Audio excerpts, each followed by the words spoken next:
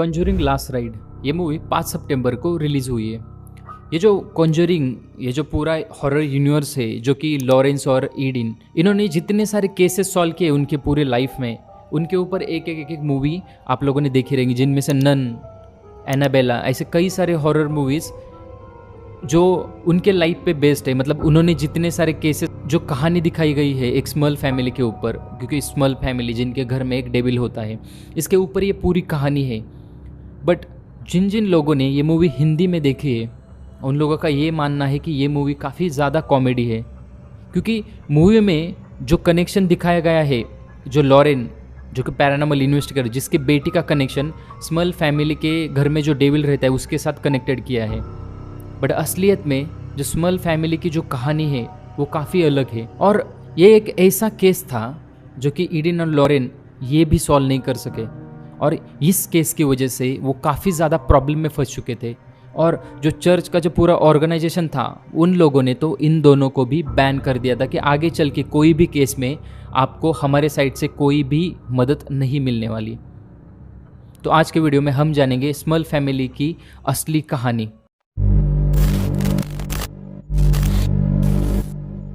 ये कहानी है अगस्त 1973 की, जब स्मॉल फैमिली पेंसिल्वेनिया में एक नया घर खरीदते हैं। उनका जो पुराना घर था वो एक बाढ़ में बह जाता है, इसकी वजह से वो एक नया घर खरीदते हैं।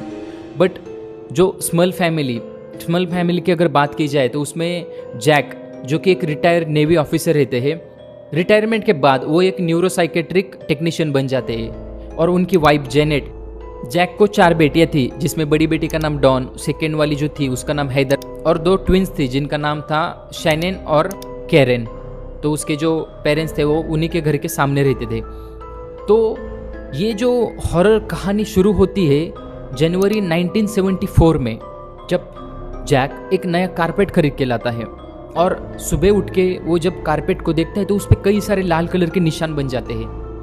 तो कई बार धोने के बाद भी वो निशान मिट ही नहीं रहे थे।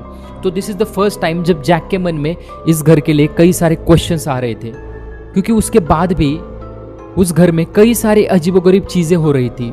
ऐसे लग रहा था कि इस घर में कोई ना कोई और लोग भी रह रहे हैं, क्योंकि जैक के फैमिली ऑलरेडी काफ़ी बड़ी थी।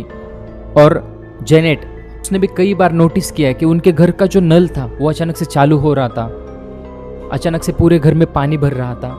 उनका जो पाइप्स था वो भी लीकेज हो रहे थे, अचानक से ठीक भी हो रहे थे। रात को उनके घर की लाइट चालू हो रही थी, और जब घर में कोई भी नहीं था तब उनके घर से अचानक से जोर जोर से चिल्लाने की आवाज़ आ रही थी। जब उनके नेबर्स ने उन लोगों को पूछा था कि आपके घर में से काफ़ी सारे आवाज़ आते हैं, तो तभी उन लोगों का यही कहना था तब घर में कोई भी मौजूद नहीं था। तो इस सब की वजह से जैक के मन में कई सारे सवाल आने लगे, बट इन सब चीज़ों को लेकर उनमें कभी भी डिस्कशन ही नहीं हुआ था। तो फिर अचानक से एक दिन जो जैक की बड़ी बेटी थी डॉन, उसने जैक को ये कहा कि उसके रूम में कई सारे लोगों की परछाइयाँ उसे दिखाई दे रही थी, और उसने कई बार ऐसे महसूस भी किया है कि उसके घर में या उसके जो बेडरूम में कोई ना कोई और भी रह रहे थे।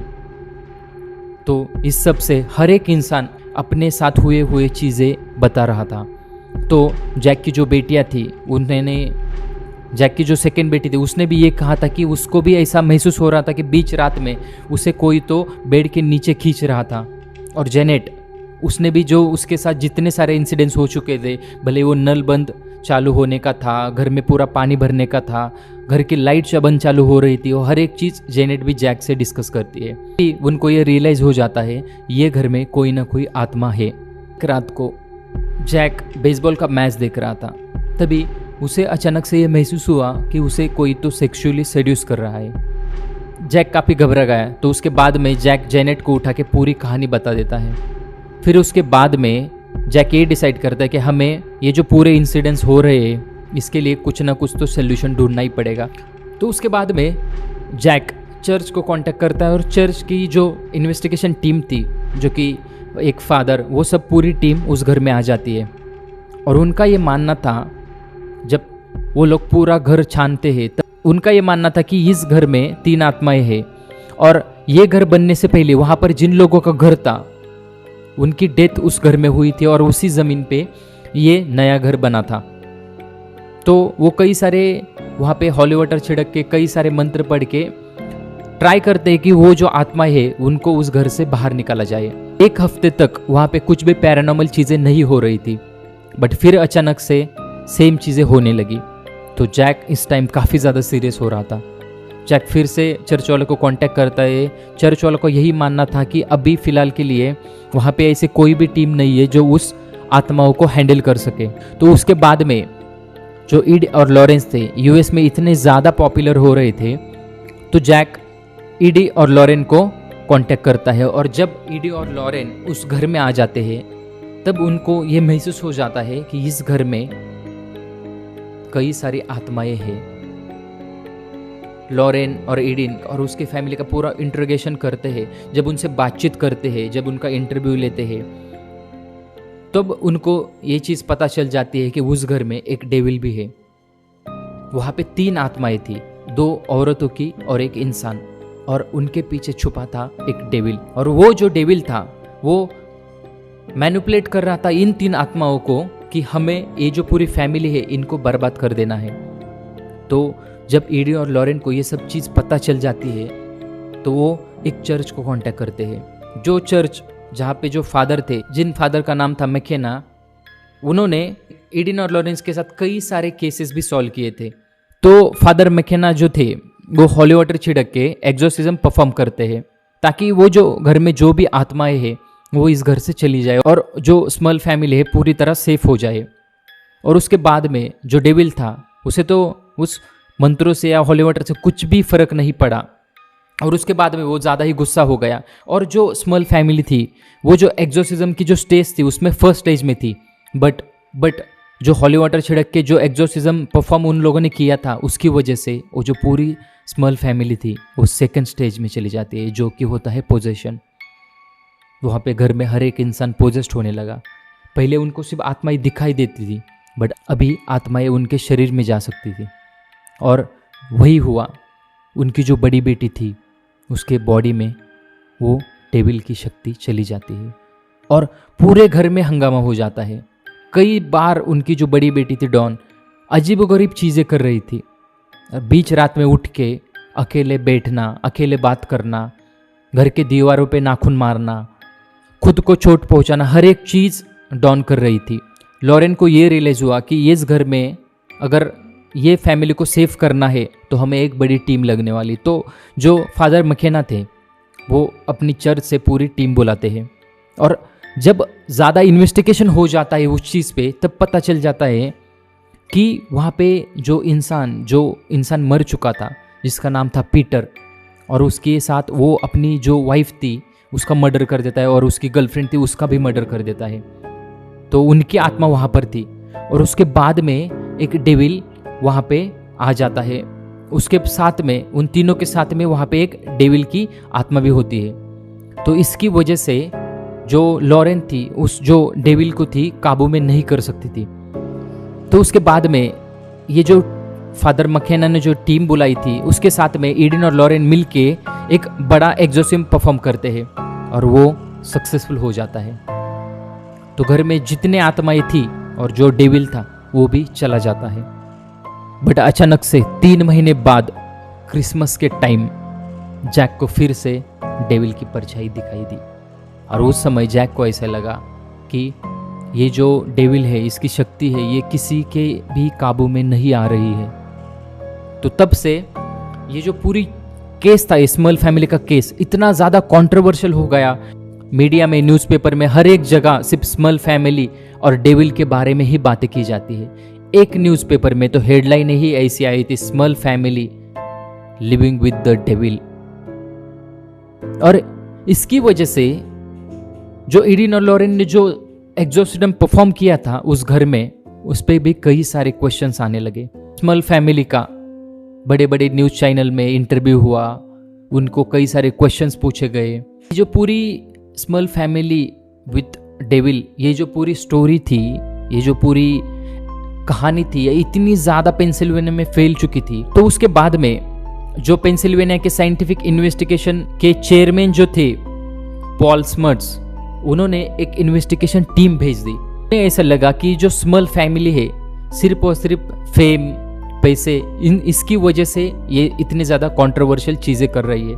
उनका ये मानना था कि यहाँ पे कोई डेवल या कोई भी आत्मा ये नहीं है, तो इसकी वजह से वो वहाँ पे एक टीम भेजते हैं।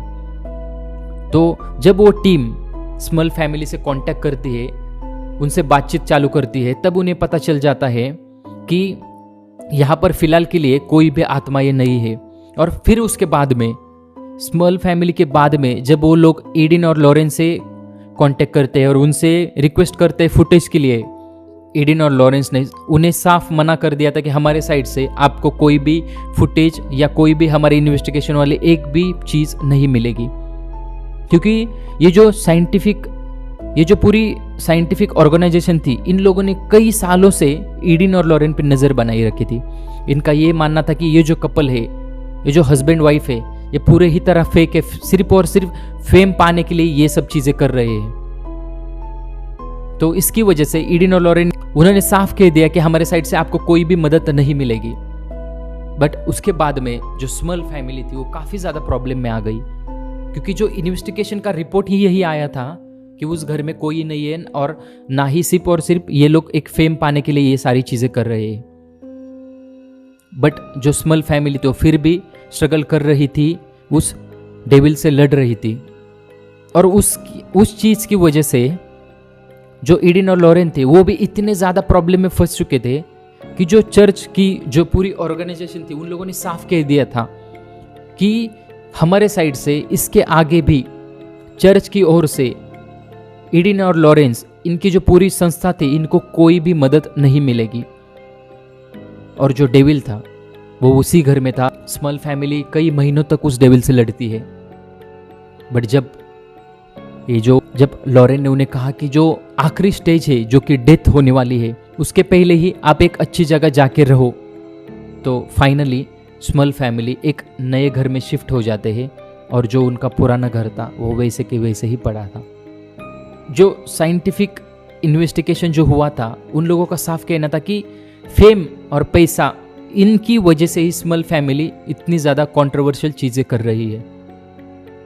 और उनकी जो स्मॉल फैमिली थी, उनकी एक बुक भी आई थी इस इंसिडेंट्स के ऊपर। बट उसके बाद भी कई साल बाद स्मॉल फैमिली वैसे के वैसे ही थी। उनको ना वो बुक से उतना ज़्यादा पैसे मिले, ना ही उतना ज़्यादा फेम उनको मिला, उससे पैसे मिले।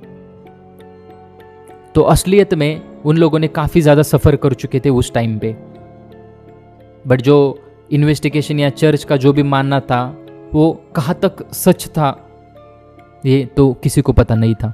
हाँ, बट ये जो स्मॉल फैमिली का केस है, जो कॉन्जरिंग लास्ट राइट्स में दिखाया गया था, ये और जो रियल स्टोरी हो चुकी है जो कि स्मॉल फैमिली के साथ, दोनों में काफ़ी ज़्यादा अंतर है। ये वीडियो आपको अच्छा लगे तो लाइक कर दीजिए, और ऐसे ही हॉरर वीडियोस देखने के लिए हमारे चैनल को सब्सक्राइब कीजिए। तब तक के लिए धन्यवाद।